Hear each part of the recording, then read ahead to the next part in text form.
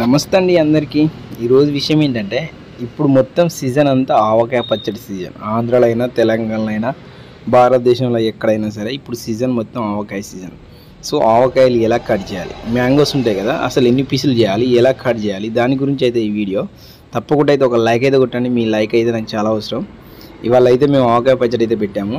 So cut చేసేది ఎవరు అంటే మా డాడీ అయితే బాగా కట్ చేస్తాడు. ఫస్ట్ కాయ సైజుని బట్టి అందులో ఒక్కలు కట్ చేయాలి, పీసులు కట్ చేయాలి.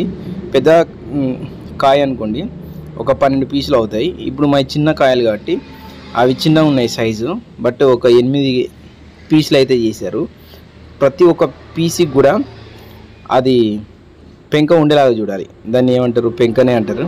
పెక్కు ఉండేలాగా చూడాలి, పిక్కే ఉండేలాగా చూడాలి ప్రతి ఒక్క పీసు కూడా. సో ఒకవేళ దేనికన్నా ఒకదానికి మిస్ అయితే కటింగ్ అయిపోయిన తర్వాత అవన్నీ సపరేట్ గ్రేడింగ్ చేయాలి. గ్రేడింగ్ చేసి ఆ పిక్కలేంది పక్కకు పెట్టాలి. పిక్కున్న మాత్రమే పచ్చడి పెట్టాలి. మా డాడీ కట్ చేస్తే మాత్రం ఒక 90% అయితే ప్రతి ఒక్క దానికైతే పిక్కలు ఉన్నాయి, 90% ఉన్నాయి.